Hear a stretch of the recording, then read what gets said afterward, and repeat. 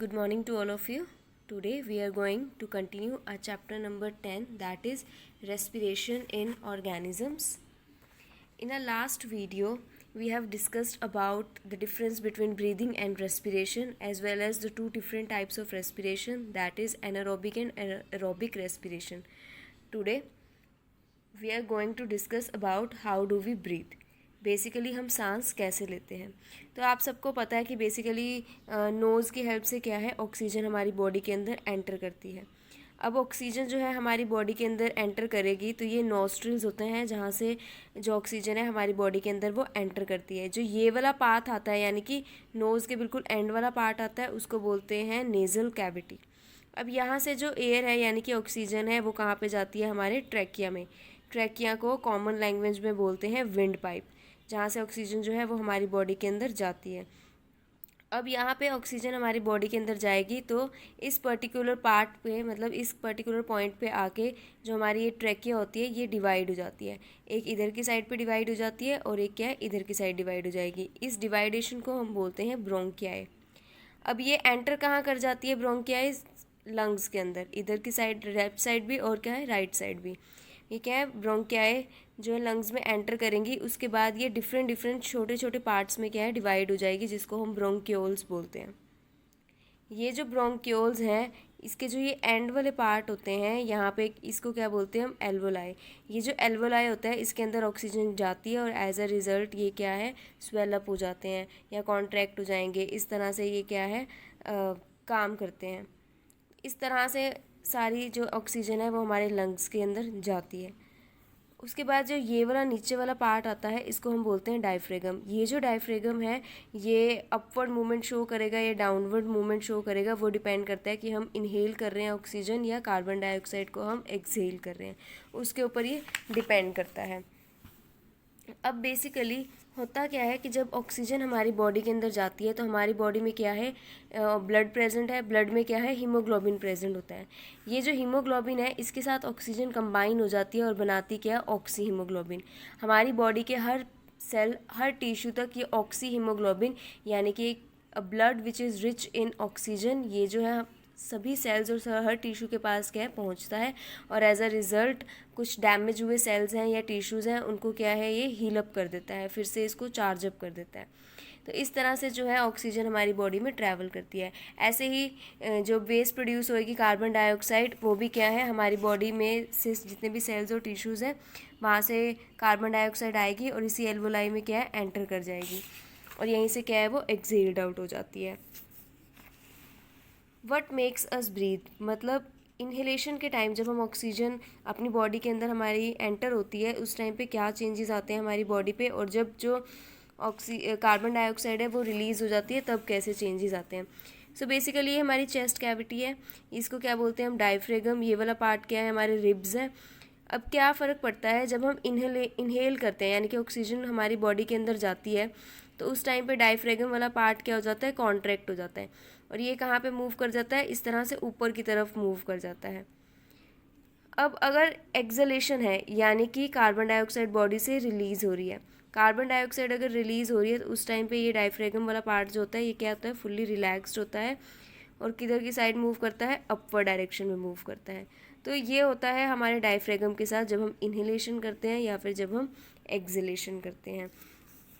Next part is जब हमारी body में ऑक्सीजन एंटर करती है, तो जब हम ऑक्सीजन को अपनी बॉडी में एंटर करवाते हैं तो 21% जो ऑक्सीजन है वो हमारी बॉडी के अंदर जाती है। जितनी भी एयर में प्रेजेंट है उसकी 21% ऑक्सीजन हमारी बॉडी के अंदर एंटर करती है। जब हम एक्सहेल्ड आउट करते हैं उस टाइम पे क्या होता है, 16.4% ऑक्सीजन जो है वो एक्सहेल्ड आउट होती है। ऐसे कार्बन डाइऑक्साइड जो है वो 0.04% जो है हम उसको इनहेल करते हैं। एक्सहेल्ड कितने करते हैं, 4.4%। जो वाटर वेपर्स प्रेजेंट होते हैं वो बहुत लिटिल अमाउंट में हमारी बॉडी के अंदर एंटर होते हैं, लेकिन एक्सहेल्ड आउट बहुत ज़्यादा अमाउंट में होते हैं। जैसे फॉर एग्जांपल स्वेटिंग के थ्रू वाटर वेपर्स जो है हमारी बॉडी से रिलीज़ हो जाते हैं, थ्रू यूरिनेशन, तो काफ़ी ज़्यादा अमाउंट में हमारी बॉडी में से जो वेपर्स हैं उसका लॉस होता है। लेकिन जब हम गेन करते हैं वो क्या बहुत ज़्यादा लिटिल अमाउंट में होते हैं। Next is sneezing. अब हमें स्नीजिंग क्यों होती है, हमारे नोज़ में हेयर्स प्रेजेंट होते हैं, म्यूकस जो स्टिकी मटेरियल होता है वो प्रेजेंट होता है। अब इन हेयर्स का काम क्या होता है, हमारी जो आसपास एयर्स होती है, सराउंडिंग एयर है, वो काफ़ी ज़्यादा पॉल्यूटेड भी होती है, उसके अंदर काफ़ी डस्ट पार्टिकल्स प्रेजेंट होते हैं, जो वो हमारी बॉडी के अंदर अगर एंटर कर जाए तो हमारी बॉडी में टॉक्सिसिटी प्रोड्यूस कर सकते हैं। ऐसा ना हो इसलिए नेचुरली हमारे नोज़ में क्या है, हेयर्स प्रेजेंट होते हैं, म्यूकस प्रेजेंट होते हैं। जितने भी पॉल्यूशन, जितने भी डस्ट पार्टिकल्स होंगे वो हेयर्स के साथ स्टिक हो जाते हैं और फर्दर क्या है, उसको रिमूव किया जा सकता है।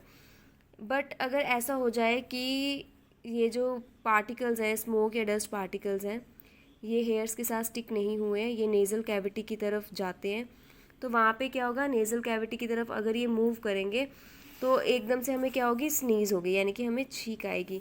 ये जो स्नीजिंग होती है, इसकी ये बेसिकली होती क्यों है, ताकि जो डस्ट पार्टिकल्स हेयर्स के साथ स्टिक नहीं हुए हैं और हमारी नेज़ल कैविटी में एंटर कर गए हैं, तो उसको हम एंटर करने से रोक सकें, मतलब फर्दर हमारी बॉडी में वो एंटर ना करे, इसीलिए क्या होती है, स्नीजिंग होती है। जो स्नीजिंग है जो स्नीजिंग है, या कोई भी रेस्पिरेटरी डिसीज़ है, फॉर एग्जांपल कोई हमारा ऐसा डिसीज़ हमारी बॉडी के अंदर एंटर कर जाए, या टॉक्सिक सब्सटेंस हमारी बॉडी के अंदर एंटर कर जाए जो रेस्पिरेटरी सिस्टम को ख़राब कर सकता है, हमें सांस लेने में प्रॉब्लम हो सकती है, उनके बेसिकली सिम्टम्स आपको हो गए। कॉजेज़ क्या है, तो अगर आप बहुत ज़्यादा अमाउंट में स्मोकिंग करते हो, ड्रिंकिंग करते हो, इन सब चीज़ों से भी क्या है, हमें रेस्पिरेशन प्रॉब्लम होती है। या फिर अगर हमारे आसपास बहुत ज़्यादा पॉल्यूशन है तो भी क्या है, हमें रेस्पायर करने में प्रॉब्लम होती है। स्मोकिंग जो है उससे लंग कैंसर भी होता है, लंग्स भी अच्छे से काम नहीं करेंगे, तो ब्रोंक्योल्स भी अच्छे से काम नहीं करेंगे, एल्वोलाइज भी अच्छे से काम नहीं करेंगे, और एज अ रिज़ल्ट हमारी बॉडी में रिच अमाउंट ऑफ ऑक्सीजन जो है वो नहीं पहुंच पाएगी, जिससे एक इंसान को अस्थमा भी हो सकता है, कैंसर हो गया तो उनकी डेथ भी हो सकती है। सो बेसिकली हमें किसी भी तरह की ये स्मोकिंग, ड्रिंकिंग, इन सब ये जो बैड हैबिट्स हैं इनको अवॉइड करना चाहिए।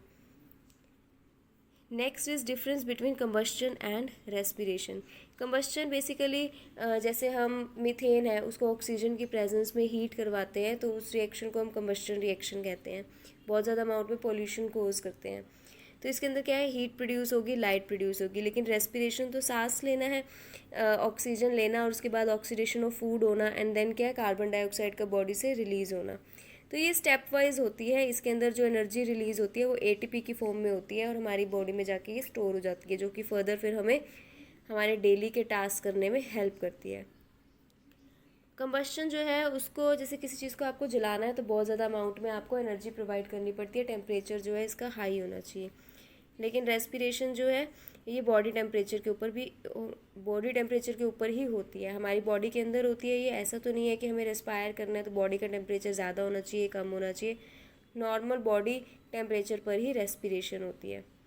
उसके बाद कंबस्शन है, ये तो किसी भी एरिया में कहीं पे भी हो सकती है, इट कैन अक्कर एनीवेयर, कहीं पे भी आप किसी चीज़ को आग लगाओ, स्पेशली मीथेन ऑक्सीजन की प्रेजेंस में फायर को कैच करे तो वो क्या होती है, कंबस्शन। बट रेस्पिरेशन क्या होती है, लिविंग सेल्स में ही होती है। जैसे हम हैं, हमारे क्या है, लिविंग सेल्स हैं, तो हमारे अंदर क्या है, रेस्पिरेशन होगी। कंबस्शन एक फास्ट प्रोसेस है, लेकिन जो रेस्पिरेशन है वो एक स्टेप वाइज प्रोसेस है जिसके अंदर थोड़ा टाइम लग जाता है। Next is breathing and cellular respiration. ये हमने हमारी प्रीवियस वीडियो में भी डिस्कस किया था कि ब्रीदिंग एक फिजिकल प्रोसेस है जिसके अंदर सिर्फ ऑक्सीजन बॉडी के अंदर एंटर करती है और कार्बन डाइऑक्साइड क्या बॉडी से रिलीज़ हो जाती है। लेकिन जो रेस्पिरेशन है वो एक बायोकेमिकल प्रोसेस है, इसके अंदर क्या है कि ऑक्सीजन हमारी बॉडी के अंदर एंटर करेगी, एंटर करने के बाद वो सारे बेसिकली जो ऑक्सीजन हमारी बॉडी में एंटर की है वो ऑक्सीडेशन ऑफ फूड करने में हेल्प करेगी और कार्बन डाइऑक्साइड को बॉडी से रिलीज़ करेगी। I hope you all are clear with this video. Thank you.